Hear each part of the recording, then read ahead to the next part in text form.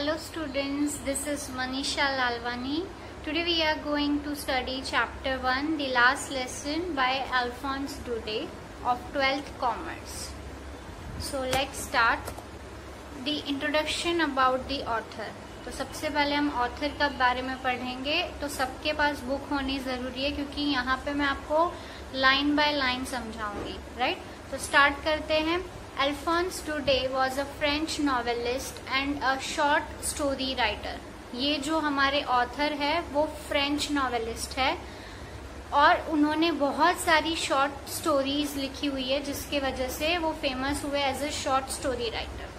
The last lesson is set in the days of the Franco-Persian War that was in 1870 to 71, in which the France was defeated by Persia and led by Bismarck.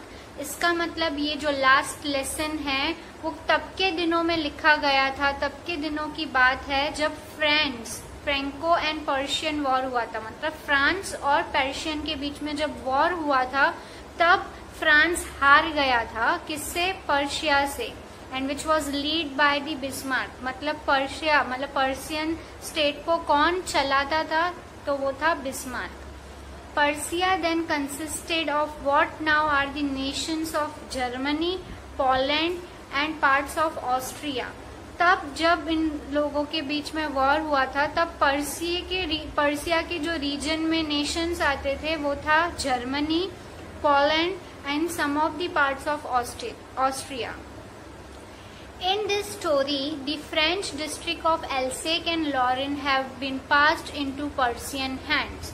ये जो story है, जो story का नाम है the last lesson, तो इस story में जो फ्रांस के दो डिस्ट्रिक्ट है, एल्से एंड लॉरेन. यहाँ पे मैंने आपको ये दो वर्ड्स हाईलाइट किए क्योंकि आपको ये दो वर्ड याद रखने, दो सिटीज याद रखने, दो डिस्ट्रिक्ट्स याद रखने कि वो दोनों डिस्ट्रिक्ट्स फ्रांस हार चुका था और वो कौन जीत चुका था? Persian. Read the story to find out what the effects this had on the life at school. मतलब जब वॉर हुआ, वॉर में पर्सिया जीत गया, तो स्कूल लाइफ में क्या इफेक्ट आए वो इस चैप्टर से हमको ऑथर समझाना चाहते हैं.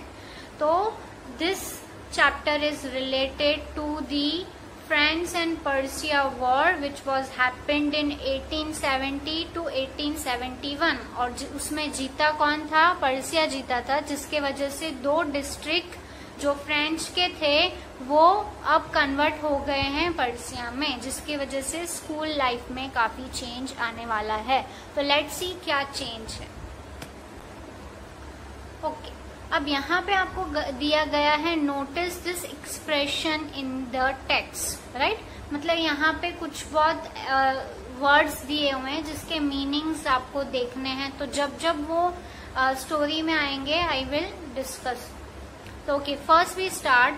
आई started for a school very late that morning and was in a great dread of scolding, specially because M. Hamel had said that he would question us on participles.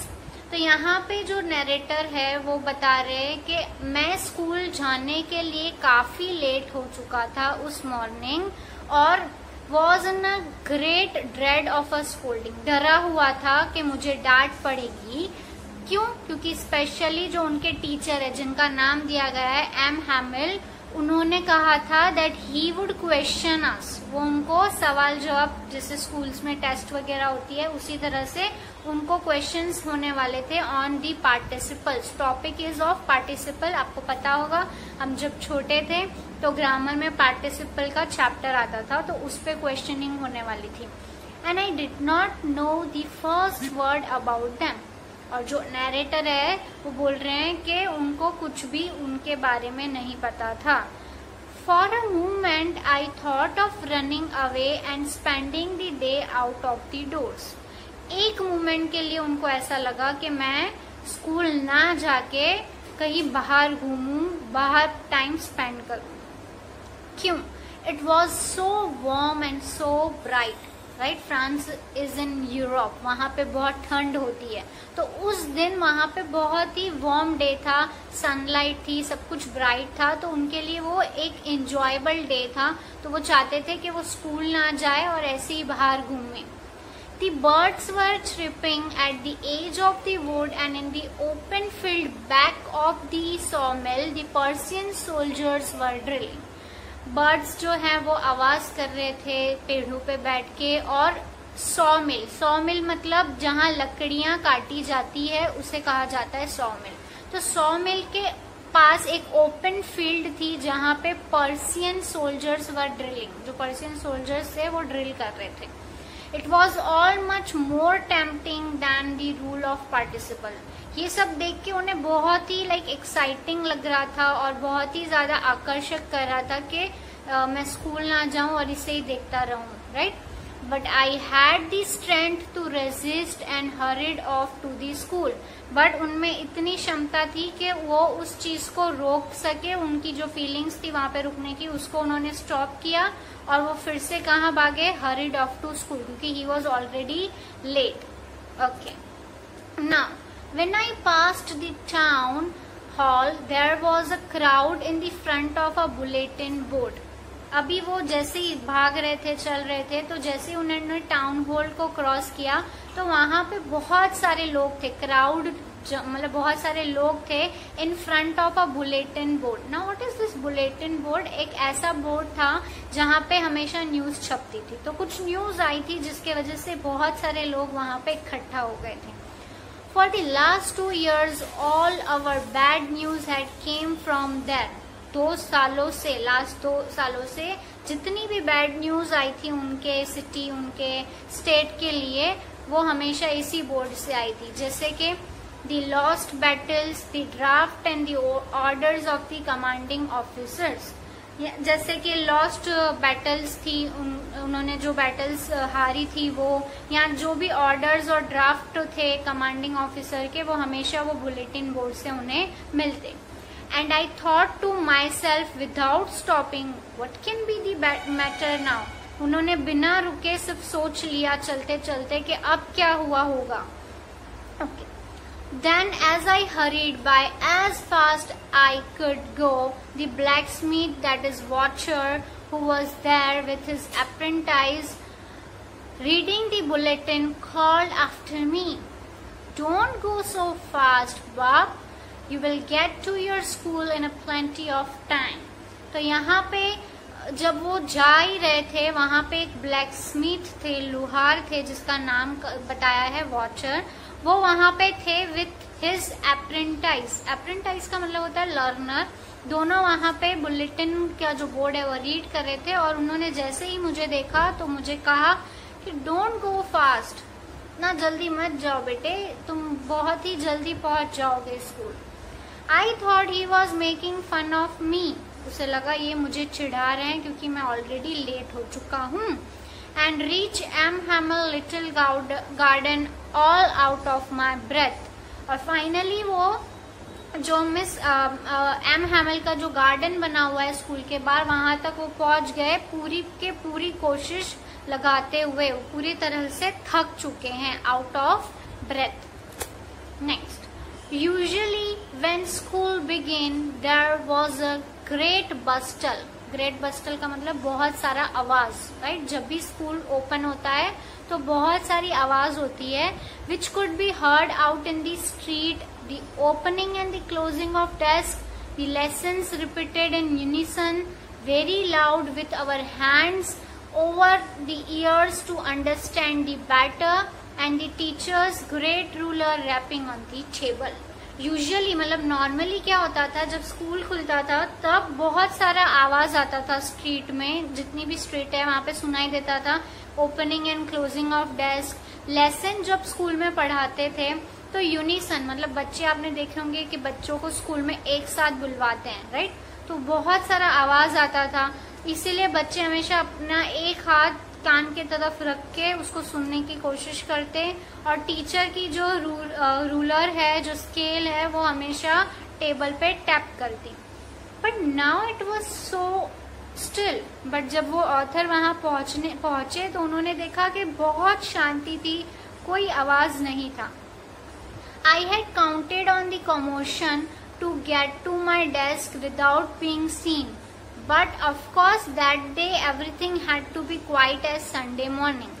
I counted on का मतलब I was depended. यहाँ पे counted on का मतलब वो हमेशा जब भी लेट आते थे ना तो वो डिपेंड होते थे commotion के ऊपर. commotion मतलब great noise. उनको ऐसा होता था कि जब भी क्लास में बहुत नॉइज है तो वो छुपके से बैठ जाते. बट आज ऐसा नहीं था. आज तो सब कुछ क्वाइट था जैसे कि संडे मॉर्निंग हो. मतलब सब शांत है और अब उनको सामने से फ्रंट डोर से जाना था. Through the window I saw my classmate already in their place and M Hamel walking up and down with his terrible iron ruler under his arm.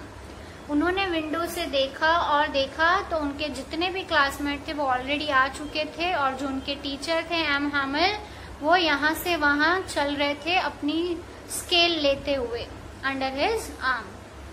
I had to open the door and go in before everybody's. You can imagine how I blushed and how frightened I was. उनको सामने से दरवाजा खोल के सबके सामने से अंदर जाना था और वो कह रहे हैं कि आप इमेजिन कर सकते हो कि मैं कितना शर्मिंदा था और मैं कितना ज्यादा डरा हुआ था. Next. But nothing happened. But कुछ हुआ ही नहीं. M Hamel saw me and said very kindly go to your place quietly little France. यहाँ पे France is the name of the boy which is narrated by the author. Right. तो यहाँ पे बोल रहे हैं कि मैं जैसे ही पहुंचा तो हमारे टीचर ने मुझे बहुत ही काइंडली बोला कि बेटा अपनी जगह पे जाके बैठ जाओ. राइट. जल्दी बैठ जाओ. And we were beginning without you. हम तो तुम्हारे बिना ही शुरू करने वाले थे. I jumped over the bench and set down at my desk. फटाफट वो अपने डेस्क पे जाके बैठ गया. Not till then. तब तक नहीं. When I had got a little over my fright did I see that our teacher had his beautiful green coat, his frilled shirt and the little black silk cap all embroidered that he never wore except on inspection and prize day. जब तक वो अपने डर में से बाहर आए, जब वो थोड़े रिलैक्स हुए, तब उन्होंने देखा कि उनके टीचर ने आज एक ग्रीन कलर का कोट पहना हुआ है. शर्ट जो है वो फ्रिल्ड है, डेकोरेटिव है और उन्होंने जो कैप पहनी हुई है वो सिल्क की पहनी हुई है और सब कुछ एम्ब्रॉयडरी किया हुआ है. और वो हमेशा ये चीजें कब पहनते थे? जब भी कोई प्राइज डिस्ट्रीब्यूशन या इंस्पेक्शन होता था तभी. नॉर्मल डेज में नहीं पहनते थे.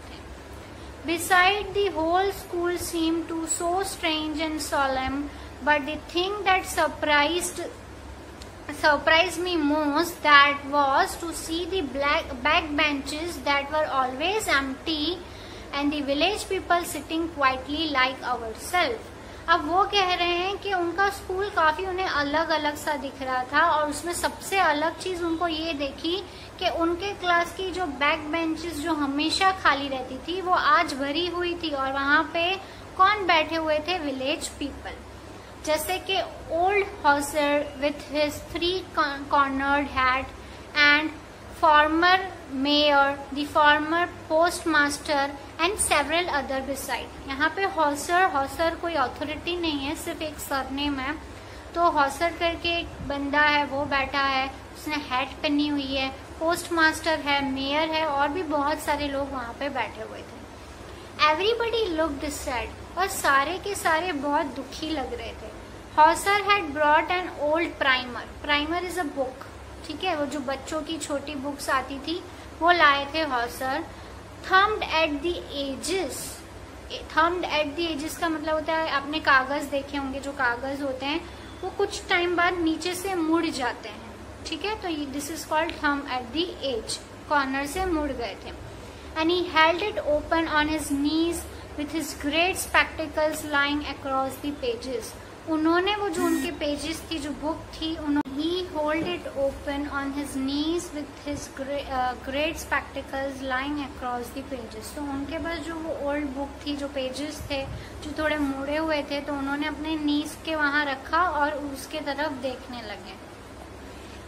When I was wondering about it all, M. Hamel mounted his chair and in the same grave and gentle tone which he had used to me, said, "My children, this is the last lesson I shall give you." जैसे कि अभी वो बस सोच ही रहे थे, while I was wondering about, वो सब सोच ही रहे थे कि हो क्या रहा है, ये लोग पीछे क्यों बैठे हैं।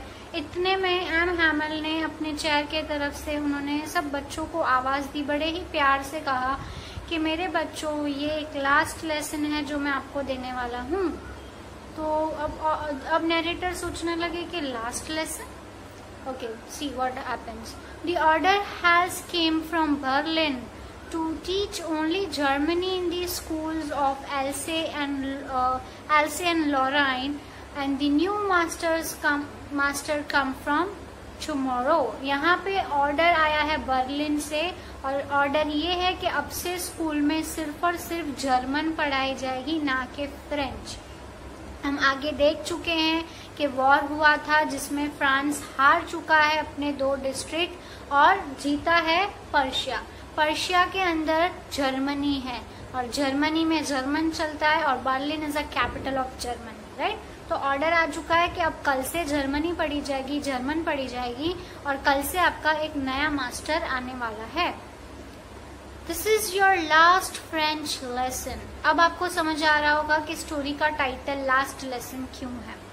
आई want you to be very attentive. तो मिस एम हैमल कह रहे हैं कि आप लोगों को बड़ा ही अटेंटिव रहना पड़ेगा। What a thunder clap this words were to me. मतलब बड़े ही शॉकिंग न्यूज थे। He was like not able to believe. Oh the wretches, oh that is so sad. That was what they had put up at the town hall. अब उन्हें याद आया कि town hall के बाहर जो बुलेटिन न्यूज थी वहां पे यही सब लगा हुआ था। My last French lesson. Why? I hardly knew how to write. Narrator सोचने लगा कि ये लास्ट लेसन है फ्रेंच का, मुझे तो बहुत मुश्किल से अभी तो लिखना तक नहीं आता। I should never learn any more. I must stop there then. वो सोचने लगे क्या मुझे अब आगे नहीं पढ़ना चाहिए, मुझे अभी ही स्टॉप कर देना चाहिए। Oh, how sorry I was for not learning my lessons, for seeking bird's egg or going sliding on the sand. उन्हें बहुत ही बुरा महसूस हो रहा था कि वो अपने लेसन्स ठीक से नहीं लर्न करते थे और बर्ड्स के एग्स देखते थे, या तो स्लाइडिंग ऑन अ सार। सार is the name of river, तो रिवर के किनारे पे जाके वो वहां बैठे रहते थे। My books that had seemed such a nuisance a while ago, so heavy to carry, my grammar and my history of the saints were old friends now, and I couldn't give up.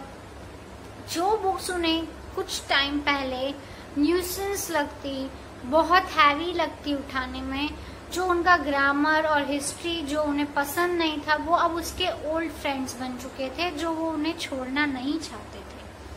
And M. Hamel too, the idea that he was going away, that I should never see him again, made me forget all about his ruler and how cranky he was. जब उन्होंने ये सोचा कि हमारे teacher हमसे दूर चले जाएंगे, हम उन्हें देख नहीं पाएंगे, तो वो सब कुछ भूल गए, उनकी कैसे वो मार लगाते थे।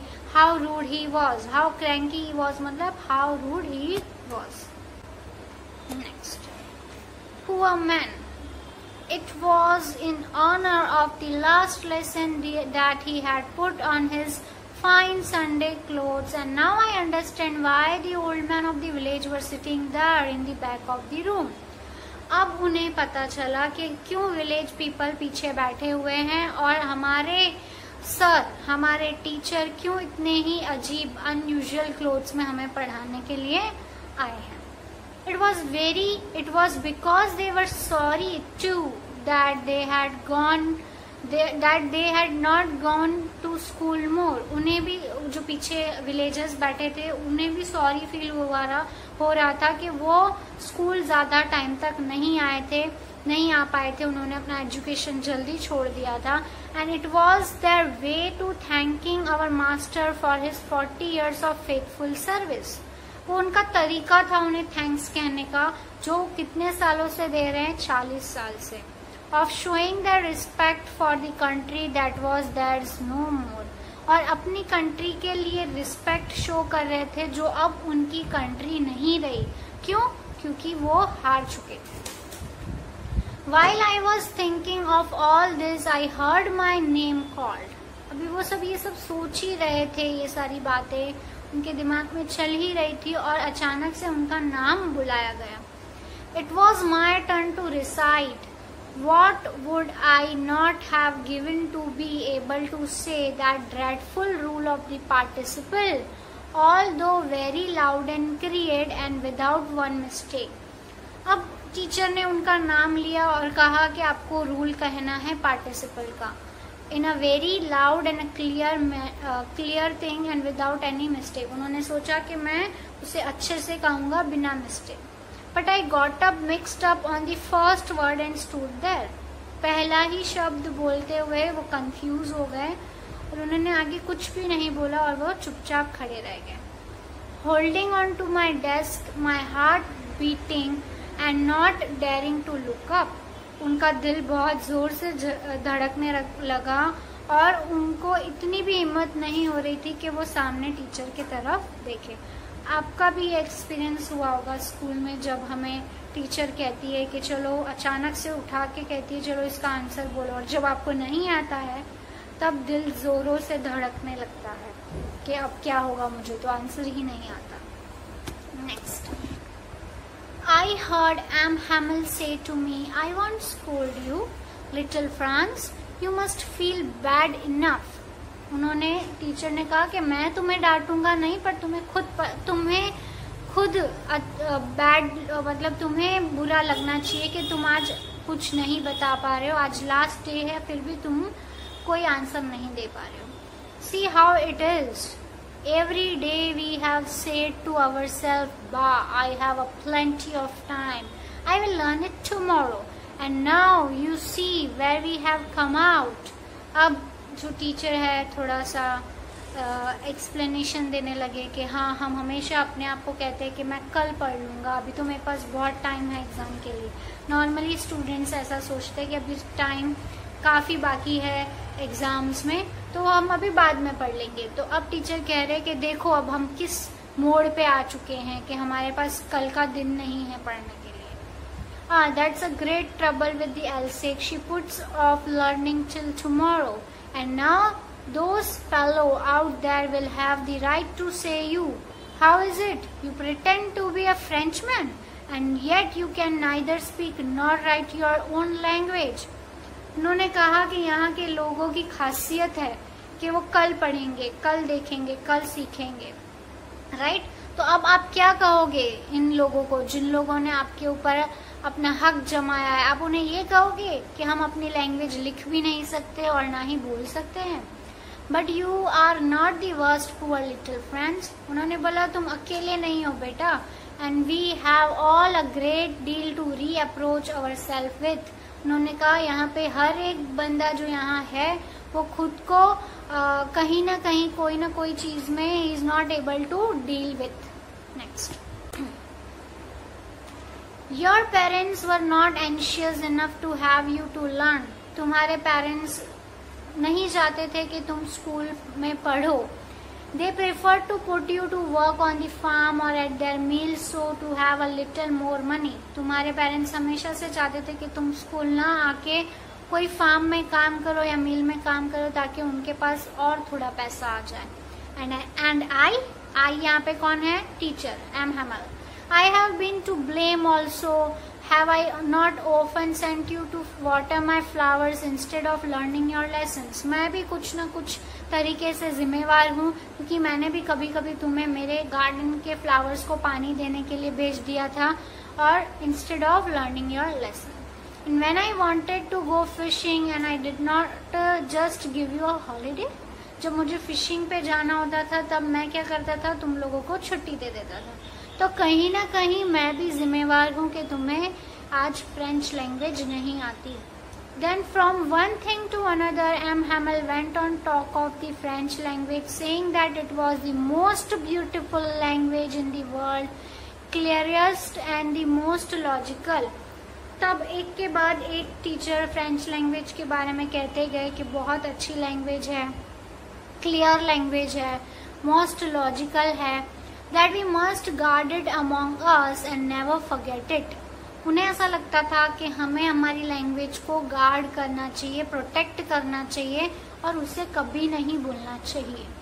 Because when a people are enslaved, जब इंसान गुलाम बन जाता है, as long as they have hold fast to their language, it is as if they had the key to their prison. क्योंकि जब आप किसी कंट्री के थ्रू गुलाम बन चुके हो तो आपकी एक लैंग्वेज ही है जो आपको पहचान दे सकती है और वही एक की है आपके जेल में से, उस जेल में से निकलने की। तो हमें अपनी लैंग्वेज नहीं भूलनी चाहिए, ऐसा उनके टीचर कहते हैं। Then he opened a grammar and read us our lesson. I was amazed to see how well I understood it. फिर उन्होंने ग्रामर की बुक खुलवाई और उसमें से पढ़ाने लगे और उन्हें बहुत ही अमेजिंग चीज लगी कि वो कितनी अच्छी तरह से आज समझ पा रहे थे। All he said seemed so easy, so easy. जो भी टीचर कह रहे थे वो जो नैरेटर है, जो बच्चा है, उसे काफी इजी लग रहा था। I think too that I had never listened so carefully and that he had never explained everything so much of patience. उन्हें लगा कि शायद इससे पहले उन्होंने कभी इतना अच्छे से शायद सुना ही नहीं और ना ही उन्होंने, टीचर ने इतना अच्छे से पेशेंस के साथ समझाया ही नहीं। It seemed almost as if the poor man wanted to give us all he knew before going away and to put it all in our heads at one stroke. उन्हें ऐसा लग रहा था कि आज के आज हमारे सर हमें सारा ज्ञान देना चाहते हैं, एक ही दिन में, एक ही बार में हमारे दिमाग में वो सब कुछ डालना चाहते हैं। After the grammar we had a lesson in writing. Grammar के बाद उन लोगों का लेसन चालू हुआ लिखने का। That day M. Hamel had a new copies for us. सब बच्चों को न्यू कॉपी दी गई टीचर के तरफ से, written in a beautiful round hand, friends Elsie, friends Elsie. उसके अंदर बहुत ही अच्छे से round shape. They looked like a little flags floating everywhere in the school room, hung from the road at the top of our desk. तो वो जो books, जो उन्होंने बुक दिया था जिसमें लिखा हुआ था फ्रांस एल्स्केल, वो इस तरह से लग रहा था कि छोटे छोटे फ्लैग्स हमारे जो डेस्क है उस पे लगे हुए हैं। You ought to have seen how everyone sat to work and how quiet it was, right? तो आपको देखना चाहिए, और नैरेटर ऐसे बोल रहे हैं कि आपको देखना चाहिए कि सब लोग अपना काम कर रहे थे और सब कुछ बहुत ही ज़्यादा शांत था। The only sound was the scratching of pens over the paper. सिर्फ जो आवाज़ आ रहा था वो सिर्फ और सिर्फ पेन और पेपर का आ रहा था। Once some battles flew in, but nobody paid any attention to them. अचानक से बैटल एक तरह का इंसेक्ट होता है, तो वो अचानक से रूम में आ गया पर किसी ने अटेंशन नहीं दिया। Not even the littlest one who worked right on tracing their fish hooks as if there was a French too. जो छोटे बच्चे आगे की तरफ बैठे थे, इवन वो भी उस इंसेक्ट को नहीं देख रहे थे और उनकी जो बुक में उनको ट्रेस करना था वो अपना काम कर रहे थे जैसे कि वो फ्रेंच सीख रहे थे। On the roof, the pigeons cooed very low, and I thought to myself, will they making them sing in German, even the pigeons? तो यहाँ पे जब कबूतर रूफ के ऊपर थोड़ा थोड़ा आवाज कर रहे थे, तब वो सोचने लगा नैरेटर कि यार ये लोग पिजन्स को भी जर्मनी में गाना गाने के लिए कहेंगे। So it seems to quite funny. Next slide.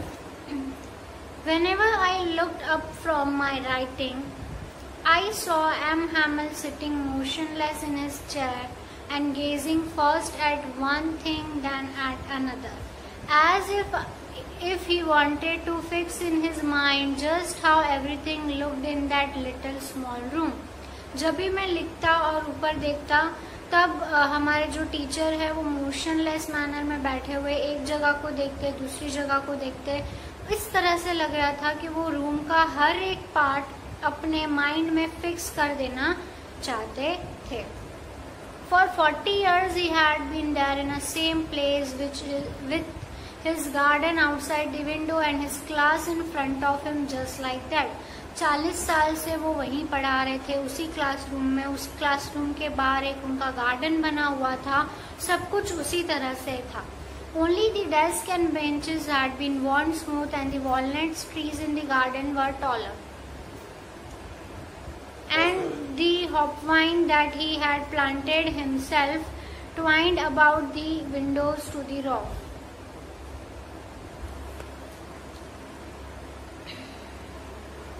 Only the desk and the benches had been worn smooth, the walnut trees in the garden were taller, and the hopvine that he had planted himself twined about the windows to the roof. तो यहाँ पे कह रहे हैं कि जो desk और benches है वही सिर्फ पुराने हो गए इसलिए वो स्मूथ हो चुके हैं. वॉलनट ट्रीज जो हैं वो गार्डन में काफ़ी बड़े लंबे हो चुके हैं, और जो होपवाइन है वो कहाँ तक पहुँच चुकी है, ट्विस्ट होते होते विंडो से लेके रूफ तक पहुँच चुकी है. तो hop vine is like a money plant जो यूजुअली अप बेस्ड ग्रो होती है. How it must have broken his heart to leave it all, poor man. To hear his sister moving about in the room above, packing the trunks, for they must leave the country next day. क्योंकि वो next day ये country छोड़ के जाने वाले थे, तो उनकी सिस्टर सब कुछ पैक कर रही थी. तो ये सब जानते हुए उन्हें काफ़ी बुरा लग रहा होगा. Right, next slide.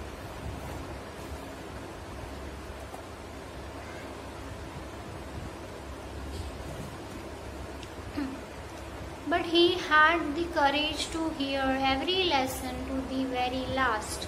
After the writing we had a lesson in history. But वो हमारे टीचर के पास बहुत करेज था कि वो हर एक बच्चे से उनका लेसन सुन सके, और राइटिंग के बाद उनका लेसन था हिस्ट्री का. And the babies chanted their ba be bi bo bu. जो आगे बच्चे बैठे हुए थे वो अपना लेसन याद कर रहे थे. Down there at the back of the room, old Hauser had put on his spectacles and holding his primer in both hands. जो हॉसर थे, जो वो बच्चों की बुक लाए हुए थे, उससे अपने हाथों में होल्ड किए हुए थे. Spell the letters with them. वो बच्चों के साथ वो स्पेलिंग रिपीट कर रहे थे. And you could see that he too was crying. His voice trembled with emotion. अब देखोगे जब भी कोई इंसान रो रहा होता है और बोल रहा होता है तो उसकी आवाज में हमें पता चल जाता है. तो उसकी वॉइस में काफी सारे इमोशंस थे.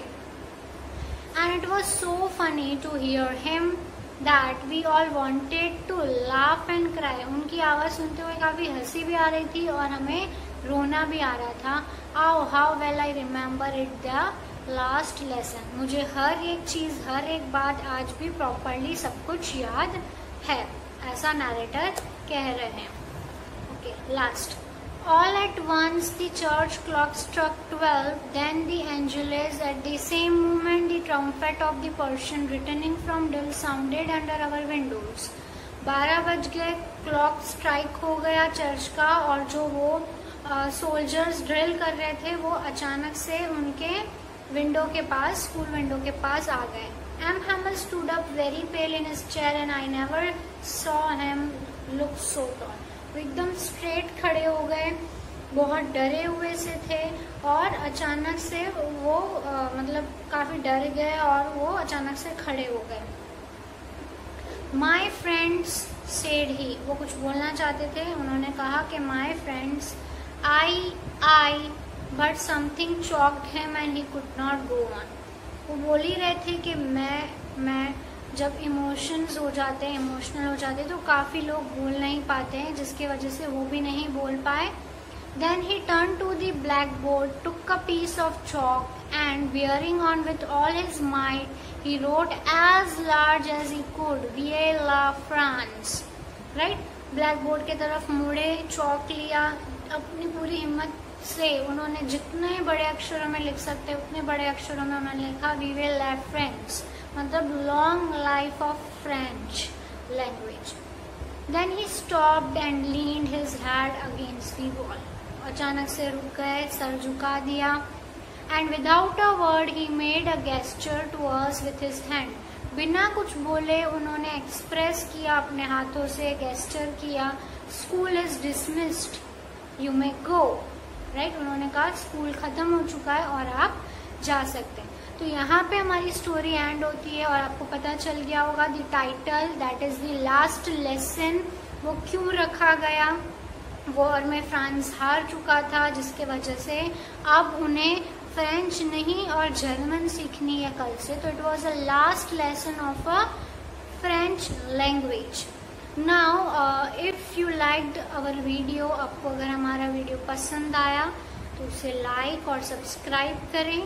राइट, और फ्यूचर वीडियोस हमारी वेबसाइट पे अपडेट होंगे. जो वेबसाइट बनते हैं हम डिस्क्रिप्शन में उसकी लिंक डाल देंगे.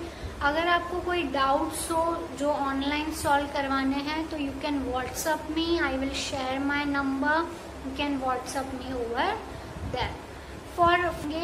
अगर आपको कोई डाउट्स हो जो ऑनलाइन सॉल्व करवाने हैं तो you can WhatsApp me, I will share my number, you can WhatsApp me over that. For further chapters of 11th English, 12th English, 11th States Account, 12th States Account, OC and ECO, all the subjects I am going to cover. Right? So if you want the subjects, updates and everything, you have to press the bell icon, subscribe it and like it. अगर आप subscribe करेंगे तो आपको जो near future में जितने भी videos होंगे उसकी आपको नोटिफिकेशंस आएंगी. Even I will help you in some of the online classes at WhatsApp groups और WhatsApp number. I will share the group link and even the WhatsApp number. Okay, so you can contact me freely. So hope for the best. अगर आपको ये chapter समझ में आया है तो आप आगे की वीडियोस के लिए सब्सक्राइब करें. Thank you.